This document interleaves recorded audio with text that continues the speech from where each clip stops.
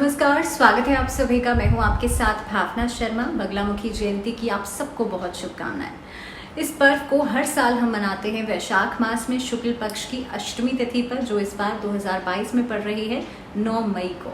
तो बगलामुखी जयंती पर क्या खास करना चाहिए, किस तरह से पूजा करनी चाहिए, इन सभी चीज़ों के बारे में आज मैं आपसे बात करूंगी।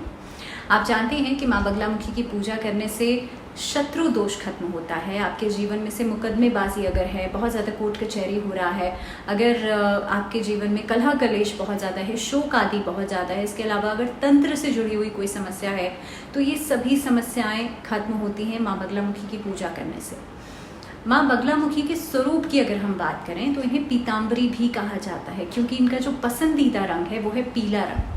अगर इनका स्वरूप देखें तो माँ बगलामुखी जो है उन्होंने पीले रंग के वस्त्र धारण किए हैं और इनके मस्तक पर यानी कि इनके माथे पर सुनहरे रंग का चंद्रमा है। अब माँ बगलामुखी की पूजा करने से आपके अंदर पराक्रम भाव आता है।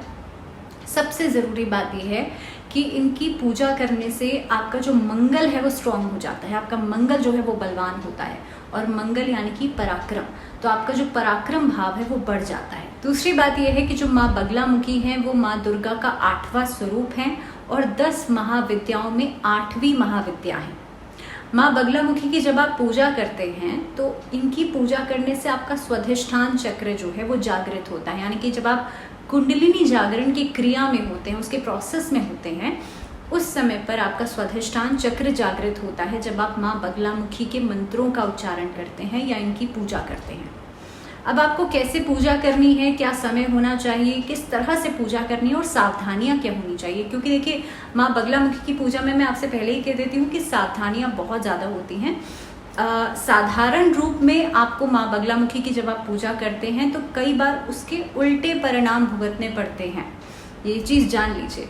मान लीजिए आप कोर्ट कचहरी का कोई मुकदमा लड़ रहे हैं और आपका पक्ष कहीं ना कहीं पे थोड़ा बहुत गलत है, तो आप ये चीज़ जान लीजिए कि सामने वाले की जीत हो जाएगी। कई बार लोग मुकदमा लड़ते हैं और उनका अपना पक्ष कहीं ना कहीं पे कुछ गलत होता है और सामने वाले की जीत हो जाती है, तो वो सोचते हैं कि भाई हमने तो पूजा करी थी। लेकिन इस चीज़ को समझना ज़रूरी है कि आपके लिए कि माँ बगलामुखी की पूजा साधारण नहीं है। इसीलिए अगर आप बिल्कुल 100% श्योर हैं कि मेरा पक्ष सही है, तो तभी आप इनकी मंत्रों का जाप करें, तभी आप इनकी पूजा करें। दूसरी चीज़, बिना वजह का भय खत्म होता है, पराक्रम भाव आपके अंदर आता है। अब 9 मई को पूजा आप कैसे करेंगे? देखिए, सबसे पहली चीज़ तो माँ बगलामुखी की पूजा जो है वो रात्रि के समय ज़्यादा फलदायक होती है। रात को 10 से 12 के बीच में माँ बगलामुखी के मंत्रों का जाप करना चाहिए, बगलामुखी कवच का पाठ करना चाहिए और इनकी पूजा करनी चाहिए। तो बात करेंगे कि विधि क्या होनी चाहिए, माँ बगलामुखी की पूजा आपको करनी कैसे है। सबसे पहले अपने घर के उत्तर पूर्व की दिशा में आप गंगा जल का छिड़काव करके उसे साफ सुथरा कर लेंगे। फिर वहाँ पर एक लाल आसन आप बिछाएंगे और माँ बगलामुखी को स्थापित करेंगे। जब आप माँ बगलामुखी को स्थान दे रहे हैं उस समय पर उन्हें पीले रंग के वस्त्र अर्पित कीजिएगा। कोशिश करें खुद भी पीले रंग के वस्त्र पहन करके ही आप पूजा करें। फिर अष्टदल के ऊपर आप एक कलश रखेंगे, उसके ऊपर स्वास्तिक बनाइएगा लाल रंग की रोली से, उसके ऊपर कलावा बांधिएगा।